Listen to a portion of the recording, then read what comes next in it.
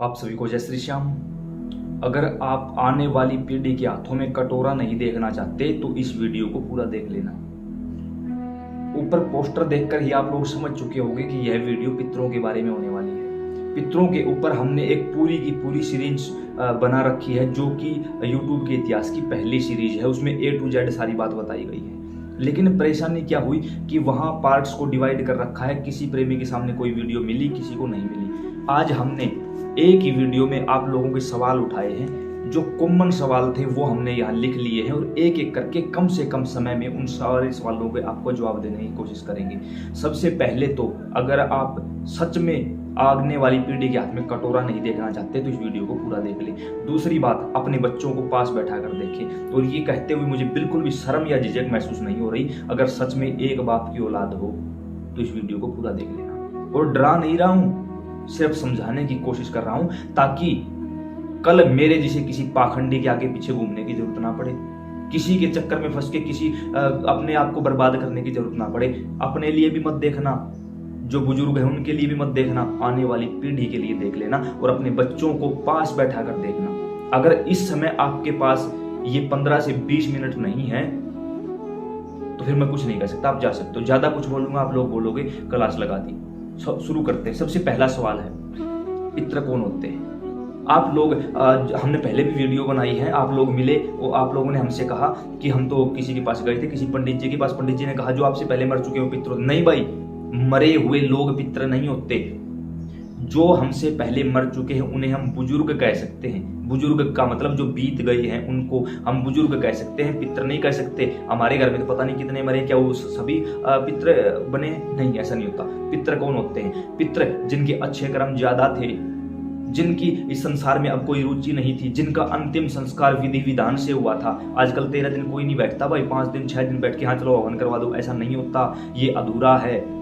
जिनके अच्छे कर्म ज्यादा थे, अंतिम संस्कार ठीक प्रकार से हुआ है और जिनका जो पुण्य है वो अर्जित होकर वो पितृ लोक में पहुंचे हैं, सिर्फ वही पितृ बनते हैं। बाकी हमारे घर के मरे हुए भूत प्रेत आहुक वासुक इत्यादि बनकर यहीं भटक रहे हैं। सभी पूर्वज पितृ नहीं होते। अगला सवाल, पितृ कितने प्रकार के होते हैं? पितृ होते हैं भाई 4 प्रकार के। सबसे पहले देव पितृ, जो सही उम्र में मरे हैं, यानी बेमौत नहीं मरे हैं, जिनका अंतिम संस्कार अच्छे से हुआ, जिनके अच्छे कर्म बहुत ज्यादा थे, वो पितृलोक में पहुंचकर डायरेक्ट देव पितृ यानी देवताओं के समान तुल्य और पूजनीय हो जाते हैं। दूसरे होते हैं ऊत पितृ। एक ऊत 100 भूतों के बराबर होता है। जिस व्यक्ति की शादी नहीं हुई या शादी के बाद जिसको लड़का नहीं हुआ वो ऊत पितृ की श्रेणी में जाएगा। बहुत पावरफुल चीज होती है ये। तीसरे होते हैं जुझारू पितृ। जिन लोगों के पूर्वज पुलिस में थे, फौज में थे और वहां युद्ध में या लड़ाई में या किसी भी कारण से वहां शहीद हुए हैं, उनको जुझारू पितृ कहा जाता है। ये बहुत मजबूत पितृ होते हैं, किसी से भी हार नहीं मानते। चौथे होते हैं बाल पितृ, जिनकी मृत्यु जन्म से लेकर 11 साल से पहले पहले जिनकी किसी कारण से मृत्यु हो जाती है, उनको बोलते हैं बाल पितृ। 4 प्रकार के पितृ होते हैं। अगला है हमारे पितृ हैं या नहीं है। बहुत सारे लोगों का सवाल है कि हमारे पितृ हैं या नहीं है। आप किसी भी धर्म, किसी भी मजहब और कहीं से भी हो, भगवान श्री राम और श्री कृष्ण के भी पितर थे। अगर आप उनसे बड़े हो तो आपके नहीं है। सिर्फ यही बात कहना चाहूंगा, जिसने माँ का दूध पिया है उनके पितर हैं, अगर आपने नहीं पिया तो आपके नहीं है। कैसे पता करें कि हमारे पितर कौन है?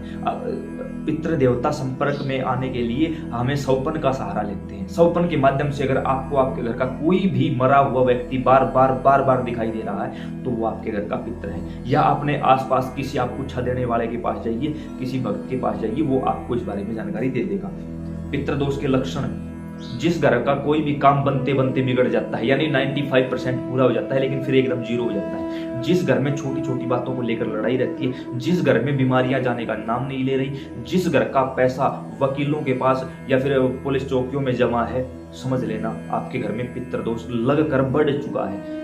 और जिसके साथ साथ आपको लगे कि ये चीज तो मैं प्राप्त कर लूंगा और फिर वो एकदम से गायब हो जाती है, पितृदोष के लक्षण है भाई। जिस घर में किसी एक व्यक्ति की रीढ़ की हड्डी में बहुत ज्यादा दर्द है या फिर कहीं जोड़ों में दर्द है और इतना दर्द है जो लिमिट से बाहर है, लेकिन डॉक्टरी रिपोर्ट में कुछ नहीं आता, वो पितृदोष लगकर बिगड़ चुका है। जिस व्यक्ति के घर की दीवारों की दक्षिण दिशा की तरफ जो दीवार है उनमें दरारें पैदा हो चुकी है, आपके घर का पितृदोष लगकर बिगड़ चुका है। जिस व्यक्ति के घरों में पीपल के वृक्ष उग चुके हैं, उनके घरों का पितृदोष लगकर बिगड़ चुका है। ये सारी वो छोटी छोटी कॉमन बातें हैं जो मैंने आपको बिल्कुल कम से कम शब्दों में समझाने की कोशिश की। अगला सवाल है कि पितृदोष के उपाय क्या हैं। देखिए, सबसे पहले तो पितृदोष का वही उपाय है कि अपने पितरों को पहचानिए, उनको मनाइए, उनको शुद्ध करवा के अपने घर ले आइए। घर ले आओगे तो अपने आप ही पितृदोष खत्म हो जाएगा। उनके निमित्त पिंडदान, तर्पण, दान, श्राद्ध इत्यादि करिए।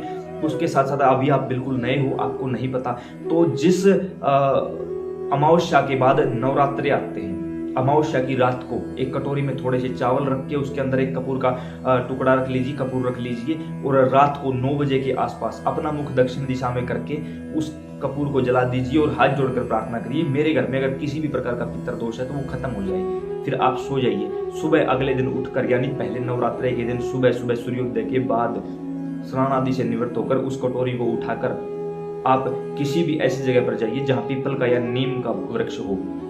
अपना मुख दक्षिण दिशा में करके उन चावलों को, जले हुए चावलों को उस पेड़ की जड़ में डाल दो और प्रार्थना करो, मेरे घर में किसी भी प्रकार का पितृदोष है वो खत्म हो जाए, और बिना पीछे देखे वापिस अपने घर आ जाओ। जैसे ही घर आओगे आपके पितृदोष से कुछ राहत मिलेगी और आपका काम आसान हो जाएगा। और धीरे धीरे आपको इस कार्य पर, इस पथ पर आगे बढ़ता रहना चाहिए, जिसके कारण किसी भी प्रकार की कोई भी परेशानी आपको बाद में परेशान ना कर सके। धीरे धीरे आपके पितृ भी आपको दर्शन देना शुरू कर देंगे।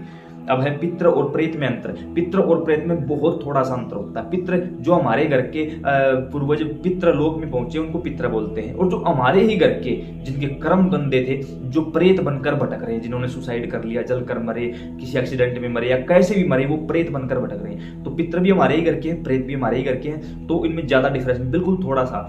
कुछ लोगों ने तो हमसे ये भी कहा है कि हम तो काफी टाइम से पितरों की पूजा कर रहे हैं, लेकिन हमारे घर में कर्जा बढ़ता जा रहा है, कुछ भी सही नहीं है। तो इस देखिए, कहीं ना कहीं इसका मतलब होता है कि कुछ प्रेत पितरों का नाम लेके पूजते रहते हैं, काम कुछ करते नहीं। तो आप अपने पितरों के नहीं, आप प्रेतों की पूजा कर रहे हो। पितृ और प्रेत में बहुत थोड़ा सा अंतर होता है। पितृ भी आपके घर के हैं, प्रेत भी आपके घर के हैं, बिल्कुल थोड़ा सा अंतर होता है। जो बुरे काम करेगा वो प्रेत है, जो अच्छे काम करेगा वो पितृ है। अगला सवाल है, घर के पितरों को शुद्ध कैसे करें। बहुत ही जरूरी सवाल है। देखिए, आप अपने पितरों के निमित्त अमावस्या के दिन उनका भोजन निकालिए। गौ माता को 2 रोटी और बीच में थोड़ा सा गुड़ रख के खिलाइए। कम से कम 11 रुपए अपने पितरों के नाम से दान करिए, और ज्यादा नहीं तो साल में 2 बार, और खासकर सोमवती अमावस्या के उपलक्ष्य में या फिर श्राद्ध पक्ष में किसी भी पवित्र तीर्थ में जाकर वहां पिंडदान, श्राद्ध, तर्पण इत्यादि करिए। पितरों को मजबूत करने के लिए उनको वहां स्नान करवा के और फिर विधि पूर्वक तरीके से घर लेके आइए, और हर अमावस्या को उनका भोजन निकालते रहिए। उनको समय समय पर याद करते रहिए, और पितरों के नाम से दान जरूर करते रहिए। दान एक ऐसी चीज है जो पितरों को मजबूत बनाती है। अगला है कि पितरों का तर्पण, पिंडदान, श्राद्ध कैसे और कहाँ करें।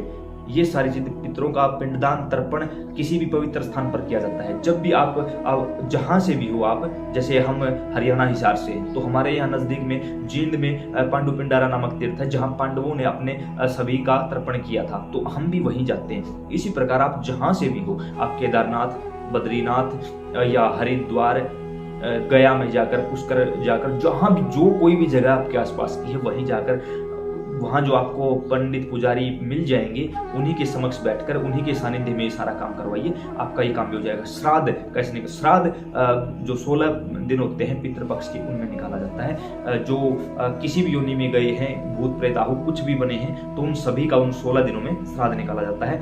पूर्णिमा से लेकर अमावस्या तक के 16 दिनों को श्राद्ध पक्ष का समय कहा जाता है। अगला है, घर में प्रेत कैसे घुसते हैं। बहुत ही जरूरी सवाल है, बहुत ही। और आजकल 100 में से 80 घर इसकी चपेट में आ चुके हैं। हो सकता है आपका घर भी हो। जिन घरों में पितरों की पूजा नहीं होती, उन घरों में प्रेत घुसते हैं। कैसे घुसते हैं? हमारे घर के दरवाजे पर 2 पहरे रहते हैं। सबसे पहला पहरा पितृ का, दूसरा पहरा बाबा हनुमान का। आप दुनिया के किसी भी मंदिर में चले जाना, आपको बाबा हनुमान की पूजा जरूर मिलेगी, क्योंकि हनुमान जी महाराज ही एकमात्र ऐसे देव हैं जो सभी के साथ पूजे जाते हैं। तो सभी के घरों पर भी हनुमान जी महाराज का पहरा रहता है। सबसे पहला पहरा पितृ का, दूसरा हनुमान जी का। और जैसा कि हम लगभग अपनी हर वीडियो में बताते हैं कि जिस घर में पितृ की पूजा नहीं होती, उस घर में कोई देवी देवता नहीं आता। तो पितरों को आप पूजते हो नहीं, तो पितृ कमजोर होकर, बलवान होकर टूट चुके हैं, आपके घर से पहरा हटा चुके हैं। फिर बचा बाबा हनुमान का पहरा, जब घर में पितर ही नहीं है तो बाबा हनुमान क्या करेंगे? दोनों पहरे जीरो, गेट खुला हुआ है, आपके घर में कोई भी चीज आ जा सकती है। अब जब घर के पुरुष कोई भी नशा करके या फिर महंगे महंगे प्रोडक्ट्स जो अच्छे अच्छे स्मेल देते हैं वो यूज करके, या किसी भी सही गलत समय पे की ध्यान न रखते हुए कहीं भी चौक चौराहे से निकलते हैं, चौक चौराहे पर हर प्रकार की नेगेटिव एनर्जी वायुमंडल में घूमती रहती है, वो कहीं ना कहीं से कोई छोटी मोटी चीज हमें पकड़ लेती है और हमारे साथ घर आ जाती है। अब अगर आपके घर के ऊपर पितरों का पहरा है तो वो पितर उसको वही रोक देंगे, क्योंकि आजकल महिलाओं में भी ये चीज आप सबसे ज्यादा ये चीज आपको महिलाओं में देखने को क्यों मिलती है? क्योंकि महिलाएं बालों में मेहंदी लगा के ऐसे ही छोड़ देती हैं, उसकी स्मेल उन्हें आकर्षित करती है। महिलाएं खुले बाल छोड़ के चलती हैं, महिलाएं महंगे महंगे स्मेल वाले प्रोडक्ट यूज करके चलती हैं, मासिक धर्म के दौरान कोई ऐसी ऊंच नीच गलती हो जाती है, उन सारी चीजों के कारण हमारे साथ एक नेगेटिव एनर्जी हमारे घर में आ जाती है। अगर पितरों का और बाबा हनुमान का पहरा है तो वो शक्तियां बाहर छोड़ दी जाती हैं, और पहरा ही नहीं है, गेट खुला हुआ है, तो आपके घर के अंदर आ जाती है और फिर पूरे घर की बैंड बजा के रख देती है। ऐसे प्रेत हमारे घर में घुस जाते, खुद हमारे कारण किसी और कारण। विदेशी लोग इन बातों को नहीं मानते। बहुत बढ़िया सवाल कि विदेशी लोग इन बातों को नहीं मानते। एक बात बताऊं आपको, भगवान श्री राम और श्री कृष्ण ने माना है, और हम सब उन्हीं के बच्चे हैं। हम ऋषि मुनियों की संतान हैं, हम विदेशों की संतान नहीं है। जब भगवान ने खुद माना है तो हम मानेंगे। आप मानो ना मानो वो आपकी मर्जी। अगला है अमीर लोग ऐसा कुछ नहीं। किसने कहा भाई आपसे किसने बोल दिया कि अमीर लोग या कोई बाहरी व्यक्ति या कोई भी ऐसा सिस्टम ऐसा कुछ नहीं करता? किसने बोल दिया आपको? सभी काम होते हैं हर जगह पर। आपको क्या पता, हम एक पंडित से पूजा पाठ हवन करवाने में असमर्थ होते हैं, वहाँ कई जगह हमने खुद देखा है 1001 पंडित बैठे रहते हैं। आपको क्या पता इन चीज़ों के बारे में? कुछ भी मुंह में आता है बोलते रहते हो, और कोई कुछ करे ना करे हमें उससे कोई लेना देना नहीं है भाई। हमें सिर्फ अपना भला चाहिए। आप सिर्फ अपने आप का सुधार कर लो, समाज सुधरे ना सुधरे कोई फर्क नहीं पड़ता। और जब हर व्यक्ति खुद का सुधार करने लग जाएगा तो समाज भी सुधर जाएगा भाई, समाज भी सुधर जाएगा। अगला सवाल लेते हैं। पितर नाराज कब होते हैं? जब उनकी पूजा नहीं होती, जब उनकी कहीं पूछ नहीं होती, जब किसी प्रकार से उनको भोजन नहीं मिलता, वो दुखी होते हैं, नाराज होते हैं, उस कारण वो चले जाते हैं। और जब ये सारी चीजें हमें देखने को मिलती हैं तो हमारे पितर नाराज हो जाते हैं। जिस घर में पितरों की पूजा नहीं होती उस घर के पितरों को दूसरे पितरों का थूक चाटना पड़ता। जूठा थूक मुबारक हो, मुस्कुराइए।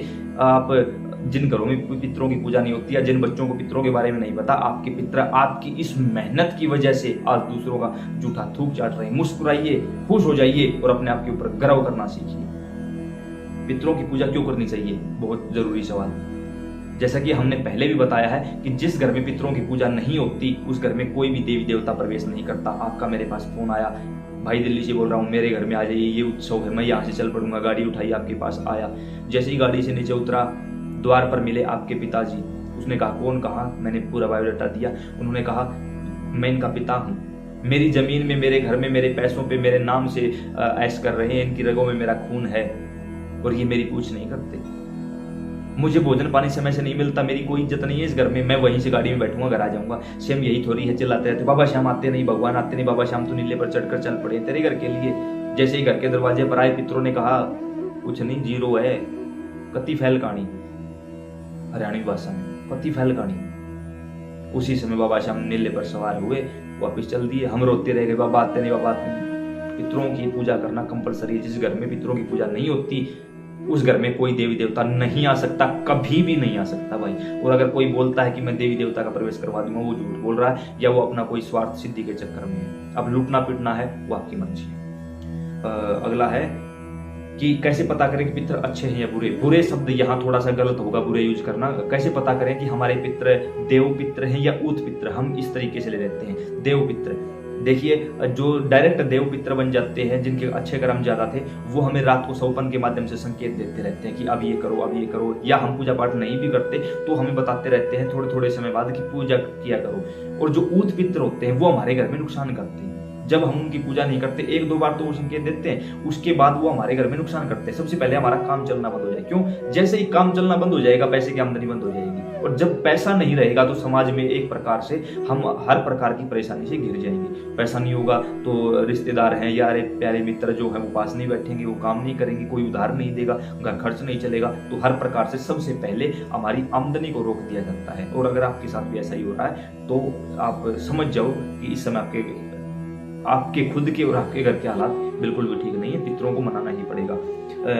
तो इसे समझ जाना कि जो बार बार ऐसे नुकसान कर रहे हैं तो वो ऊत पितरों के कारण हो रहा है। ऊत पितर कौन होते हैं? अगला सवाल देखो आया ना वही, ऊत पितर कौन होते हैं? ऊत पितर जो अनमैरिड मर जाते हैं या जिनको जो लड़का पैदा किए बिना मर जाते हैं उनको ऊत पितर की श्रेणी में रखा गया है। एक ऊत 100 भूतों के बराबर होता है, वो कुछ भी करने में सक्षम होता है, कुछ भी। अगर ये प्रसन्न हो गए तो सब कुछ दे देंगे, और प्रसन्न नहीं हुए तो हाथ में कटोरा दे देंगे। बहुत जरूरी है। ऊत पितरों कैसे मनाएं? अगला सवाल वही है, ऊत पितरों कैसे। इसके लिए हमने स्पेशल एक वीडियो डाल रखी है, ऊत पितरों कैसे मनाएं, नीचे डिस्क्रिप्शन में डाल दी जाएगी, क्योंकि अगर यहाँ बताऊंगा तो वीडियो बहुत लंबा हो जाएगा। तो नीचे वो वीडियो आप जरूर देखना कि ऊत पितरों कैसे प्रसन्न किया जाता है। 11 दिन की साधना होती है, 11वें दिन अमावस्या होती है। 11 दिन की अगर साधना कर ली तो चाहे ऊत किसी भी हालत में हो, कहीं भी हो, उसे खुश होना पड़ेगा, आपका काम करके देगा। और अगर आपकी नीयत अच्छी है और आपके ऊत में थोड़ा सा दम है तो वो आपके शरीर पर सवारी भी ले लेगा। बाल पितर कौन होते हैं? अगला सवाल बहुत जरूरी सवाल। जिनकी उम्र जन्म से लेकर 11 वर्ष तक की होती है वो बाल पितर होते हैं। वो बहुत ही रेयर चांस है, केवल 100 में से 5% ऐसा देखने को मिला है कि कोई बाल पितर हो, अन्यथा ये पितर की श्रेणी में नहीं जाते। जिनको हम कच्चा कलवा या मसान बोल देते हैं ना, उन्हीं को बाल पितर भी कहा जाता है।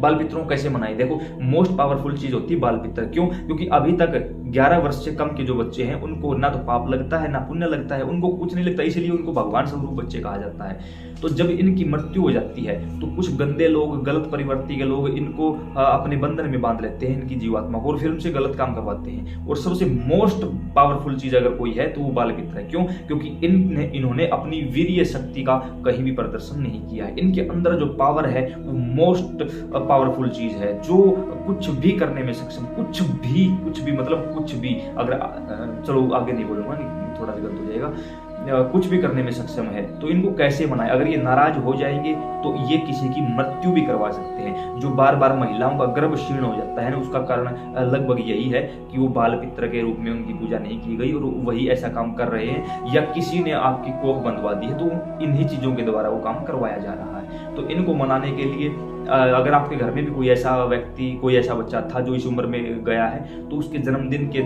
दिन या फिर उसकी मृत्यु के दिन उसका श्राद्ध निकालिए और उसके जन्मदिन के दिन उसका जन्मदिन मनाइए। आप आस पड़ोस के बच्चों को इकट्ठा करिए, उनके नाम से सबसे, अगर कॉमन बात बताऊं तो चॉकलेट बंटवाइए। आप जितना ज्यादा चॉकलेट बंटवाओगे ना उतने ही ज्यादा खुश हो जाएंगे और आपका कल्याण कर देंगे। और अगर बाल पितरों को आपने मना लिया तो समझो आपको भगवान मिल गए। अगला है कैसे पता करें कि पितर भूखे और प्यासे हैं? भूखे प्यासे हैं या वस्त्र हमसे मांग रहे हैं। देखो अगर रात को स्वप्न के माध्यम से आपका कोई भी मरा हुआ बुजुर्ग नग्न अवस्था में दिखाई दे रहा है तो समझो आपसे वो कपड़े की डिमांड कर रहा है। और भूखे प्यासे का कैसे पता चला? आप सोई ही हो, रात को अभी सोए थे, 1 घंटे में अचानक से जाग आती है। जाग आते ही हमें दिखता है कि या तो हम भूखे या हम प्यासे। तो वो हम भूखे प्यासे नहीं होते, वो हमारे पूर्वज, हमारे पितर हैं जो भूखे और प्यासे हैं और जो आपसे भोजन और जल मांग रहे हैं। तो उनको तृप्त करवाइए, ये आपकी जिम्मेवारी। हमारे घर के पितर ही हमें परेशान क्यों करते? क्या बात है, बहुत बढ़िया सवाल है कि हमारे घर के ही पितर हमें क्यों परेशान करते? पितर भाई आपके घर के हैं तो आपको ही परेशान करेंगे, वो मेरे घर क्यों आएंगे? और अगर वो मेरे घर आएंगे तो वो पितर नहीं, वो प्रेत बन के आएंगे। हमारे घर के ही हमारे लिए पितर हैं, बाकी नहीं है। हाँ वैसे आप कोई अन्य पितर हैं उनके पास जा सकते हो, कोई अन्य पितर हैं उनको आप शीश झुका सकते हो, नवा सकते हो, वो पितर योनि में ही काम करेंगे, वो गलत नहीं है। लेकिन अगर कोई किसी प्रकार से मेरे घर में आया है गलत परिवर्ती से, तो वो प्रेत की योनि में आएगा, फिर वो पितर नहीं कहलाएगा। देखो जब उन पितरों को भोजन नहीं मिलेगा, हमारे कारण वो भूखे रहते हैं, झूठे लोगों का थूक चाटते हैं, या किसी भी प्रकार से उनको पीड़ा होती है, उनका अपमान होता है, जिस प्रकार यहाँ मान सम्मान की बात है ना, पितरलोक में भी सेम यही थ्योरी अप्लाई होती है। तो वो परेशान हो जाते हैं और फिर थक हार कर पहली पीढ़ी को 30% नुकसान देंगे, दूसरी को 70% और तीसरी पीढ़ी के हाथ में कटोरा दे देंगे। अब आपकी क्या कंडीशन, आप 30% हो, 70% हो या हाथ में कटोरा है, तो समझ जाइए उसी पीढ़ी में आपको आपके पितर मिलेंगे। प्रेत और पितर, प्रेत दोष और पितर दोष में क्या अंतर है? बहुत जरूरी सवाल है, ध्यान से सुनने लायक बात है। पितर दोष हमने थोड़ी देर पहले आपको बताया था ना कि ये लक्षण होते हैं पितर दोष के। प्रेत दोष, जब प्रेत घर में घुस जाता है तो पितरों को काम नहीं करने देता, वो पितर को अलग रखता है और हमारे घर की पूर्णतः बैंड बजा देते हैं। जैसे जिस घर में लोग नशा करने में अति कर बैठे हैं, यानी दिन रात नशे में डूबे हुए हैं, या जो जिनके घरों में घर में कोई मंदिर नहीं है या पूजा नहीं होती या किसी भी देवी देवता को नहीं माना जाता, जिनके घरों में गंदगी है, जिनके घरों में लोगों को काम करने का मन नहीं करता, सारा दिन खाली पड़े रहते, जिनके घरों में लोगों को झूठ बोलना, नशा करना, मांस मदिरा का सेवन करना अच्छा लगने लगा है, या जिन घरों में किसी भी प्रकार से कभी भगवान का जिक्र नहीं किया जाता, उनके घरों में प्रेत दोष है, उनके घरों में प्रेत बैठे हुए हैं। अब जब आपको लगे कि कहीं ना कहीं से चलो इसका कोई समाधान निकालते हैं, आप किसी ओझा तांत्रिक के पास जाते हो तो उस प्रेत को ये सारी बातें पता होती है। जब आप जाते हो तो वो पितर को आगे कर देता है। जाते ही आपकी पूछा में आएगा कि आपके यहाँ तो पितर दोष है।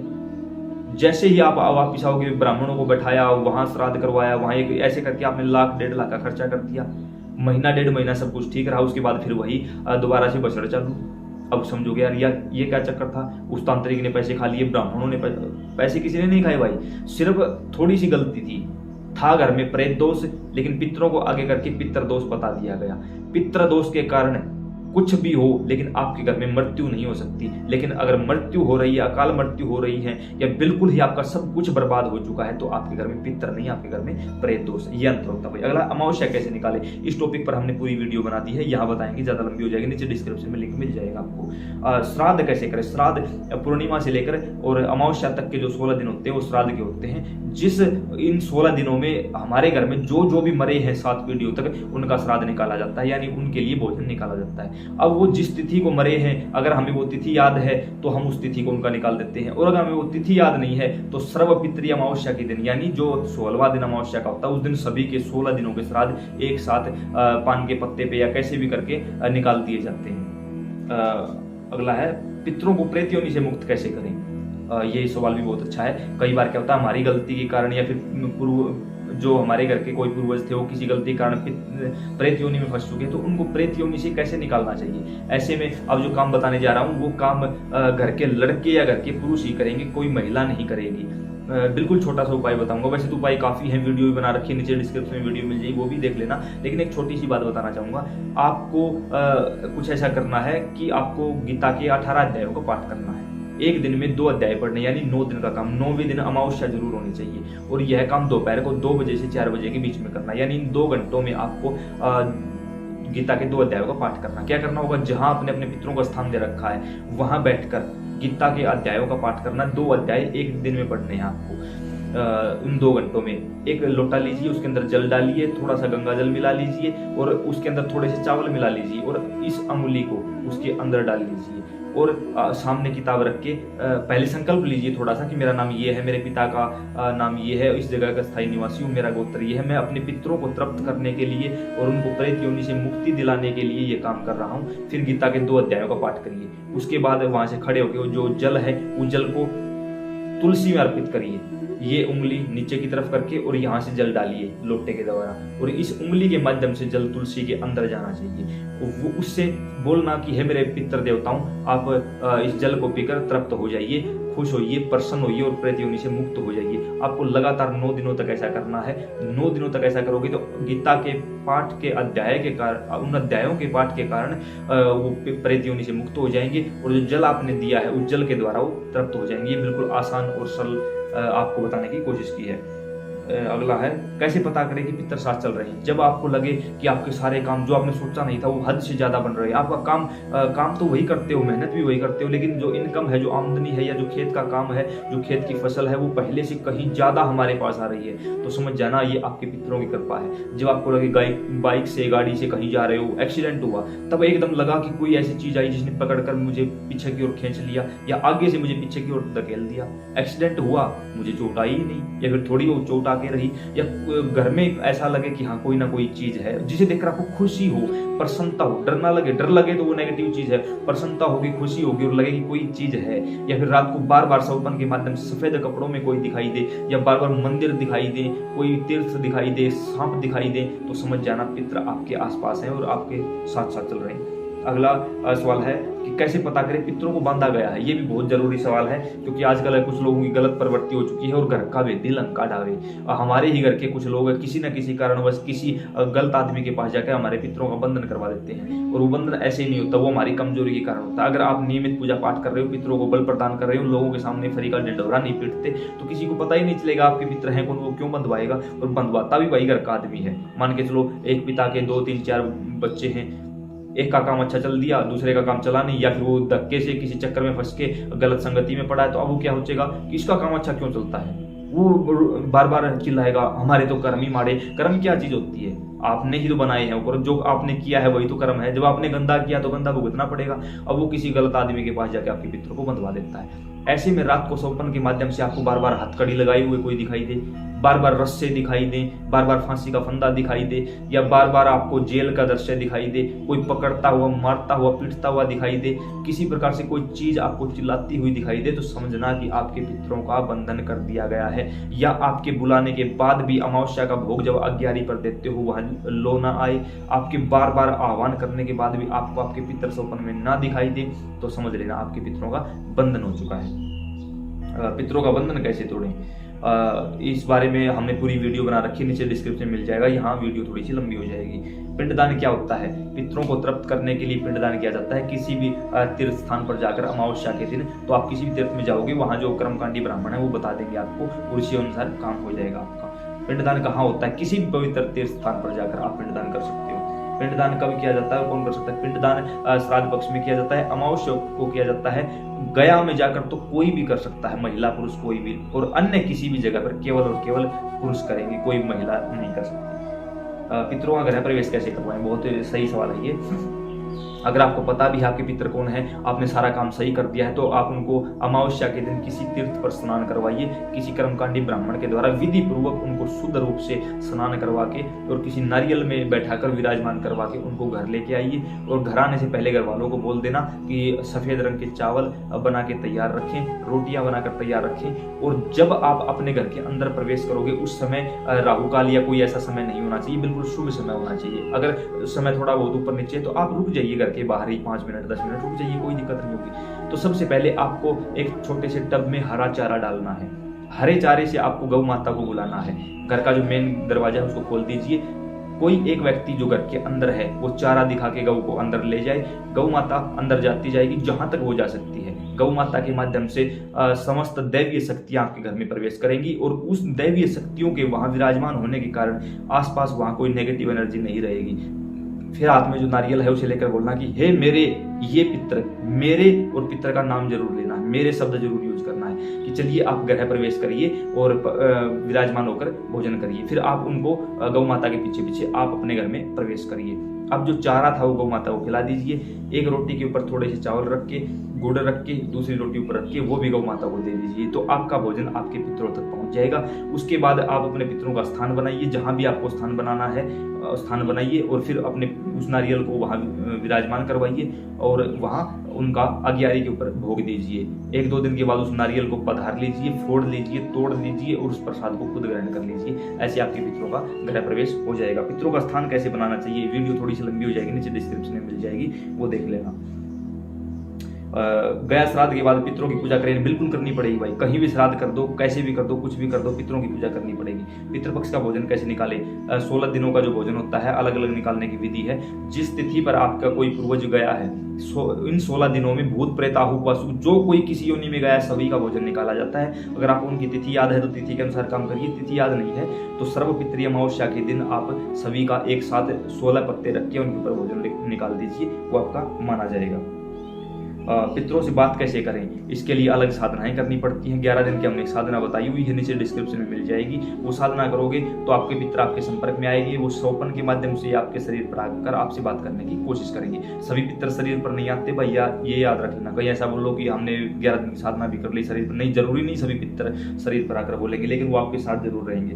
पितरों को शक्तिशाली कैसे बने? पितरों के नाम से हवन, पिंडदान, तर्पण इत्यादि, ज्यादा नहीं तो साल में 2 बार किसी तीर्थ पर उनको स्नान करवाओ। साल में 2 बार पितरों के नाम का घर में ही हवन जरूर करवाओ। उनके नाम से, जैसे आप लोगों ने देखा होगा गांव में ये परंपरा होती है, किसी भी लड़की की शादी हो हम कन्यादान जरूर लिखवाते हैं, चाहे इनविटेशन आए या ना आए। तो अपने पितरों के नाम से कन्यादान लिखवाया करो। पितरों के नाम से कैसे लिखवाना है? उनका नाम नहीं लेना आपको। जब कन्यादान लिखवाओ उस समय थोड़ा स्मरण करो कि हे मेरे ये पितर महाराज, आपके नाम से दान कर रहा हूँ। फिर अपना या अपने पिता का नाम जो भी आप लिखवाना चाहो वो लिखवा सकते हो, लेकिन उनका स्मरण कर लिया करो। सबसे बेस्ट और पावरफुल चीज ये है कि आप उनके नाम से जितना हो सके उतना दान करिए। 11 रुपए, 51 रुपए, जो भी हो सकता हो अमावस्या के दिन जरूर दान करिए। अगला है कि जब हम सोते हैं उस समय पितर क्या करते हैं? जब हम सो रहे होते हैं उस समय एक प्रकार से हम मरे हुई हालत में होते हैं। जैसे आप लोगों ने कहीं ना कहीं सुना होगा कि वो रात को सोया था, सोए का सोया रहा, क्यों? उसको हार्ट अटैक आया या वो किसी भी कारण मर चुका या कोई भी ऐसी घटना घटित हो चुकी है। जब उसके साथ साथ घर में कोई किसी चोर का आना होता है या घर में कोई और ऐसी दुर्घटना हो जाती है, शॉर्ट सर्किट के कारण आग लग जाना या किसी भी प्रकार से कोई ऐसी घटना घटित हो जाना, तो जब कोई चीज़ ऐसी होती है ना, तो हमारे पितर कोई ना कोई आवाज करके हम सबको जगा देते हैं। जैसे आपने कभी देखा होगा कोई गिलास ऊपर से नीचे की ओर गिरा, कोई प्लेट, कोई और चीजें या किसी भी प्रकार से आवाज कर दी गई या बाहर से किसी की चिल्लाने की आवाज आई और घर के सभी सदस्य एकदम जाग जाते हैं, तो समझो कि ऐसे ही नहीं हुआ है, ये संयोग नहीं है, ये आपके पितरों ने आपको जगाया है और एहसास करवाया कि उठ के देखो कुछ ना कुछ गलत होने वाला है। तो हमारे पितर हमारे सोने के बाद भी हमारे घर की रखवाली करते रहते हैं। पितृपक्ष क्या होता है? पितृपक्ष 16 दिनों का वैसा होता है जब सभी के पितर, आप मानते हो ना मानते हो, सभी के पितर नीचे पृथ्वी पर आते हैं उन 16 दिनों में, और 16 दिनों तक पृथ्वी पर ही घूमते रहते हैं। सबसे पहले वो वहां आते हैं जहां वो खुद पैदा हुए थे, उस जगह पे अब कोई रहता है ना रहता है, किसी और को बेच दिया, कुछ भी कर दिया, लेकिन सबसे पहले वो वहां जाते हैं। फिर उनके जितने बच्चे होते हैं वो सभी के पास जाते हैं, वहां से कुछ मिलता है तो भोजन कर लेते हैं, नहीं मिलता है तो उनको बद्दुआ देते हैं। फिर वो घर की लड़कियों के पास जाते हैं, वहां से कुछ मिले ना मिले उनको बद्दुआ नहीं लगती, क्योंकि लड़की के ऊपर पितरों का कोई इस समय अधिकार नहीं है, वो सिर्फ लड़कों के ऊपर है, क्योंकि जमीन जायदाद के जो मालिक हैं वो इस समय लड़के हैं। तो उनको कुछ मिला तो आशीर्वाद देकर, नहीं मिला तो बद्दुआ देकर लौट जाते हैं। अगला है कि जब पितर घर में आते तब क्या बदलाव होता है? जब जिस घर में पितरों का प्रवेश होता है, सबसे पहले उस घर की आर्थिक हालत सुधर जाती है, उस घर का कर्जा खत्म होने लगता है, उस घर के काम दिन पर दिन बढ़ते जाते हैं और उस घर के व्यक्तियों के दिमाग में नए नए बिजनेस आइडिया आगे से आगे आते रहते हैं। वो अपने कारोबार को बढ़ा लेते हैं और जिन्होंने कभी सोचा भी नहीं होता वो मुकाम हासिल कर लेते हैं। वो इन सभी में से मैं एक हूँ भाई। कभी 10,000 रुपए के लिए तरसता था, आज मालिक ने इतनी मौज कर रखी है कि बस हजारों की नहीं, आज लाखों की मौज कर रखी है। बस इतना ही कहना चाहूंगा, अगर नहीं बताऊंगा। तो ऐसे अगर आपके साथ भी ये सब कुछ होने लगे, अगर आपका कोई कोर्ट केस चल रहा है, खत्म हो जाएगा, कोई बीमारी है, बीमारी दूर हो जाएगी, यानी हर प्रकार से घर में बरकत शुरू हो जाएगी भाई। पितरों के साथ कौन से देवता चलते हैं? जब पितर होते हैं हमारे, उनके साथ कुल देवी, कुल देवता, हमारे इष्ट देवता और हमारे गुरुजनों की शक्ति पितरों के साथ चलकर उनको मजबूत बनाती है और फिर पितर हमारा काम करते हैं। पितरों के साथ ये सारी शक्तियां चलती रहती हैं। पितरों की सवारी के लक्षण, कई पितर होते हैं वो हमारे शरीर पर सवारी करना चाहते हैं, तो वो कुछ लक्षण दिखाई देते हैं। सबसे पहले तो रात को सौपन के माध्यम से बार बार वो आपको दिखाई देंगे। रात को सौपन के माध्यम से वो आपको आशीर्वाद देते हुए दिखाई देंगे। आपके शरीर में एकदम झंझनाहट पैदा होगी, रोंगटे खड़े होंगे। जब आप घर के मंदिर में या किसी मंदिर में जाकर पूजा पाठ करोगे तो आपका शरीर रोमांचित हो उठेगा, झटके लगने शुरू हो जाएंगे, शरीर आगे पीछे हिलना शुरू हो जाएगा, आप अच्छी अच्छी बातें करने लग जाओगे, आपके दिमाग से जो बेफजूली बातें थी वो बाहर निकल जाएंगी और आप ऐसे हो जाओगे, खुद सोचोगे यार मैं कल तक तो ऐसा नहीं था, यार मैं 10 दिन पहले तो ऐसा नहीं था, अब अचानक ऐसा क्या होने वाला है। आपके घर में भी लगेगा कि कोई ना कोई एक ऐसी चीज है जो हर समय मेरे आसपास है और आप बार बार बेवजह बिना कारण ही पितरों का नाम लेते रहोगे, पितरों के भजन सुनते रहोगे, पितरों का नाम लेते ही आपकी आंखों में आंसू आ जाएंगे, आप पितरों की सेवा और ज्यादा बढ़ा दोगे। ये सब लक्षण है कि पितरों की सवारी आने वाली है और बहुत जल्दी आपके ऊपर सवारी ले ली जाएगी। पितरों को स्थान देना जरूरी है क्या? देखिए, जब तक आपको स्थान नहीं दोगे उनकी पूजा कैसे करोगे? स्थान किसी जगह पर ही जाया जाता है। अब खाटू जाना है, आपको पता है खाटू कहाँ, केदारनाथ जाना आपको पता है, बद्रीनाथ का, इस उसी प्रकार पितरों की पूजा कहाँ करनी है, उनको भोग कैसे देना है, तो उनका स्थान होना जरूरी होता है। पितरों को स्थान कहाँ देना चाहिए? सबसे पहले तो अगर आपने स्थान नहीं दे रखा तो किसी जानकार से बात करिए, और अगर ये भी नहीं करना चाहते तो बिल्कुल सिंपल सी बात है, आप 11 रुपए अमावस्या से 11 दिन पहले 11 रुपए निकालिए और कहिए कि मेरे पितर महाराज मुझे बताइए आप कहाँ स्थान लेना पसंद करोगे, और ये आपके नाम के 11 रुपए रख दिए हैं। तो अमावस्या से पहले पहले आपको पता चल जाएगा कहाँ स्थान देना है और कैसे स्थान देना है। नीचे डिस्क्रिप्शन में वीडियो मिल जाएगी, उसको देखकर वैसे स्थान दे दीजिए और स्थान देने के बाद उन 11 रुपयों की अपने पितर के नाम से प्रसाद बांट लेना घर पे ही। पितरों की प्रसाद बाहर नहीं दी जाती, किसी को घर पर ही खाई जाती है। क्या घर की बेटियां भी ये कर सकती? नहीं, घर की बेटियों के ऊपर पितर लागू नहीं होते, तो घर की बेटियां पितरों की पूजा नहीं कर सकती। आगे है, पितरों के मंदिर का मुख किस दिशा में होना चाहिए? पूर्व दिशा में, पश्चिम दिशा में या दक्षिण दिशा की तरफ? जो भी आपके लिए कंफर्टेबल महसूस हो आप उसी जगह ये काम कर सकते हो। क्या मंदिर में ही पितरों का स्थान दिया? देखिए, जो आपके देवी देवताओं का मंदिर है वो देवी देवता रहेंगे, उनकी जगह कोई नहीं ले सकता। हाँ, अगर आपकी और किसी जगह पर कोई जगह नहीं है आपके घर में, मकान में, तो आप अपने देवताओं के स्थान से थोड़ी दूरी बनाकर पितरों का स्थान दे सकते हो। बिना स्थान दिया अमावस्या कैसे निकाले? अगर आपने स्थान नहीं दे रखा तो उनकी अमावस्या कैसे? आप गौ माता को रोटी खिलाइए, रोटी के ऊपर थोड़ा सा गुड़ रखिए, उसके ऊपर दूसरी रोटी रखिए, वो खिलाइए, पीपल के वृक्ष के नीचे जाकर दिया जला दीजिए, ब्राह्मणों को, किसी गरीब को या किसी मंदिर में दान दक्षिणा करिए, और जितनी भी हो सके उतनी आप उनकी सेवा करते रहिए, उनका नाम जपते रहिए और उनसे प्रार्थना करिए कि आप मुझे दिखाई दीजिए, कौन हो, कैसे हो, कहाँ हो, क्या करें, सब आप बताइए, फिर वो आपको बताएंगे और धीरे धीरे आपका काम आगे बढ़ चलेगा। पितरों का पता नहीं, अब अमावस्या कैसे निकालें? बात तो वही है ना जो ऊपर वाली बात में बताई थी। तो ऐसे ही सेवा करो, आपको पितरों का पता चल जाएगा। पितरों की पूजा औरतें कर सकती है या नहीं? बिल्कुल कर सकती है भाई। हमारे पास सबसे ज्यादा महिलाओं के फोन आए हैं हरियाणा और राजस्थान से कि हमारे पति बाहर रहते हैं, हमारे बच्चे पढ़ाई के लिए बाहर गए हुए हैं, या फिर हमारे यहाँ तो हर कोई शराब में इतना पागल हो चुका है, या फिर हमारे यहाँ कोई मानता ही नहीं है। कुछ लोगों ने तो ये भी कहा कि हमारे यहाँ तो गुरु नाम लिया हुआ कोई मानता ही नहीं। हाँ, गुरु का नाम लेने के बाद तो परमिट मिल चुका कि अब कुछ ना करो। नहीं भाई, आपने किसी का नाम लिया हो, कुछ भी किया हो, पितरों की पूजा करनी पड़ेगी। और अगर कोई गलती से भी कोई गुरु भी आपको ये बोलता है कि हमारा नाम लेने के बाद आपको पितरों की पूजा नहीं करनी, उस गुरु को सच में कोई ज्ञान नहीं, वो कोई भी हो भाई, मुझे कोई फर्क नहीं पड़ता, लेकिन सच्चाई ये है कि उस गुरु को भी कोई ज्ञान नहीं है किसी भी प्रकार से। पितरों की पूजा आप कर सकते हो, लेकिन एक छोटी सी बात कहना चाहूँगा, जो मैंने देखा है हरियाणा और राजस्थान में खासकर महिलाएं जब पितरों की पूजा करती तो अपना चेहरा ढक लेती हैं अपने पल्लू से। अब कोई भी दकियानुसी बातें यहाँ ये नहीं करेगा कि महिलाओं की आज़ादी पर सवाल है, ये है वो, बकवासबाजी बंद करो भाई, कोई फायदा नहीं है। और मुझे घंटा भी फर्क नहीं पड़ता, जो मैंने देखा है या जो मेरे घर में होता है, मैं सिर्फ वही बातें आप लोगों को बता रहा हूँ। मानना ना मानना आप लोगों के ऊपर डिपेंड है, इस बात का मुझे कोई लेना देना नहीं है।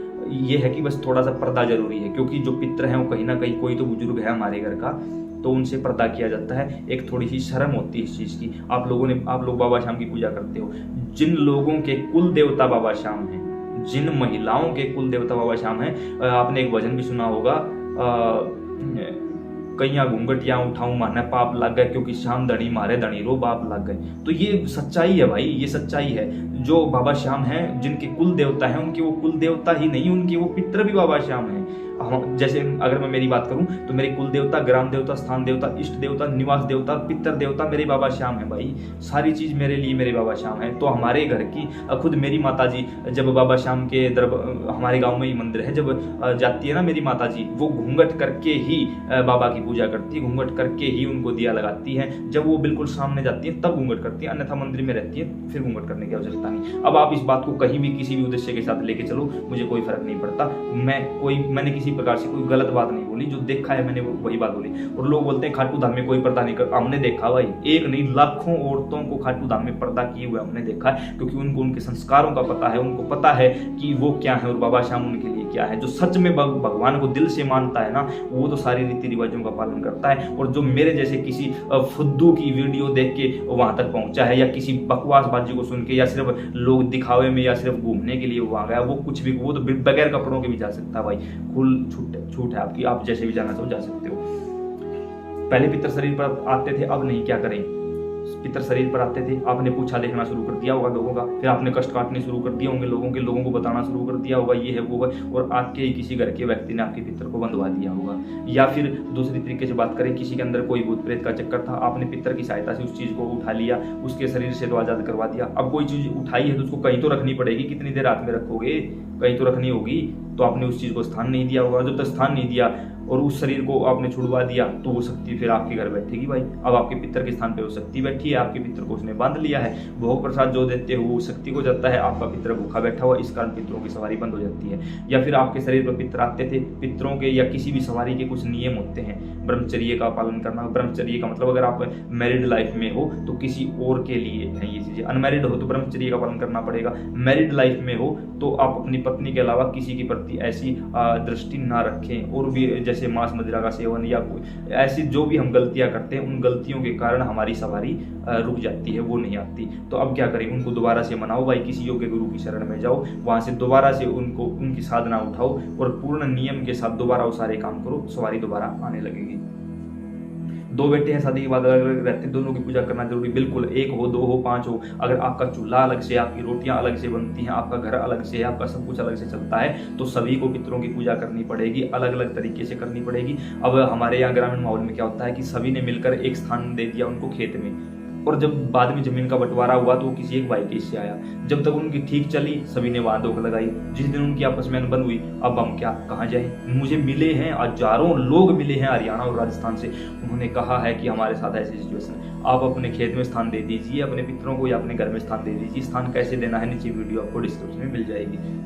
अब मरने के बाद कितने समय बाद पितृयोनि मिलती है।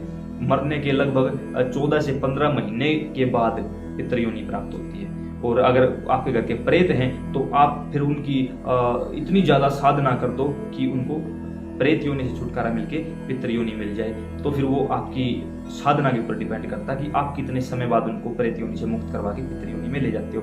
डायरेक्ट पितृयोनि मिलती है तो वो लगभग 14 से 15 महीने के बाद उनको पितृयोनि प्राप्त होती है। हाँ, कुछ ऐसी जीवात्माएं होती हैं जैसे किसी मंदिर का पुजारी है या कोई साधु, मतलब साधु संत तो नहीं कह सकते, किसी मंदिर का पुजारी है या जो घर में रह के भक्ताई करता था या बहुत ही उच्च लेवल का कोई भक्त है भगवान का, तो वो डायरेक्ट भी पितृयोनि में जा सकता है, बिल्कुल डायरेक्ट, सीधे का सीधा। पितरों की उम्र कितनी होती है? पितरों की उम्र होती है 140 वर्ष। पितरों के मोक्ष के बाद हमारी मदद कौन करता है? पितृ 3 पीढ़ियों के पितृ लागू होते हैं। और गया में जाकर श्राद्ध पक्ष के दिनों में अगर आप पूर्ण रूप से विधि विधान से अपने सभी पितरों का पिंडदान तर्पण इत्यादि अपने बुजुर्गों का कर देते हो तो वहां से आपके सभी बुजुर्गों को और आपके पितरों को मोक्ष की प्राप्ति हो जाती है, यानी वो भगवान के परम धाम चले जाते हैं, या जिनकी गंदी योनियां थी वो अन्य योनियों में आगे निकल जाते हैं। तो ऐसे में फिर हम किसकी पूजा करें और हमारी सहायता कौन करता है? भगवान श्री कृष्ण ने गीता में अर्जुन से बिल्कुल साफ स्पष्ट शब्दों में कहा है कि अर्जुन, पितरों में मैं आर्यमा स्वामी हूं। गीता तो झूठ नहीं बोल रही, हम माने या ना माने, लेकिन गीता झूठ नहीं बोल रही। पितरों में मैं आर्यमा स्वामी हूं, वहां ये क्यों नहीं बोला गया कि मैं, क्यों जिक्र किया गया पितरों का?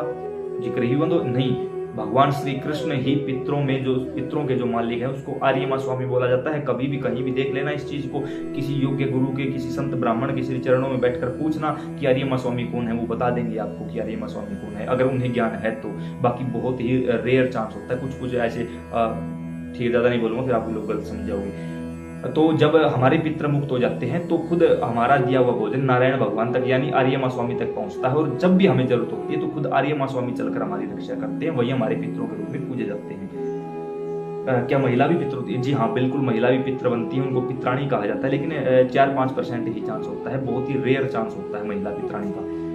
कितनी पीढ़ियों तक के पितृ? 3 पीढ़ियों तक के पितृ लागू होते हैं। आपके घर में अगर आपके पिताजी जीवित हैं तो उनसे पहले की 3 पीढ़ी, दादा दादी जीवित है तो उनसे पहले की 3 पीढ़ी लागू होंगी। ये कुछ कॉमन सवाल थे जो हमने आप लोगों के उठाए हैं और आप लोगों की ही भाषा में बिल्कुल टूटी फूटी शब्दावली के माध्यम से जो कुछ भी थोड़ा बहुत हमें पता था उसके अनुसार आपको जवाब देने की कोशिश की है। अगर इसके अलावा भी आपका कोई सवाल है तो आप नीचे कमेंट बॉक्स में सवाल करिए और आप सभी के सवाल इकट्ठे करके दोबारा से एक वीडियो बना दी जाएगी और आप लोगों के सामने पेश कर दी जाएगी। इस वीडियो को इतना ज्यादा शेयर करिए कि किसी को भटकना ना पड़े, किसी का पैसा खर्च ना हो, किसी को किसी भी प्रकार से कोई दिक्कत ना हो।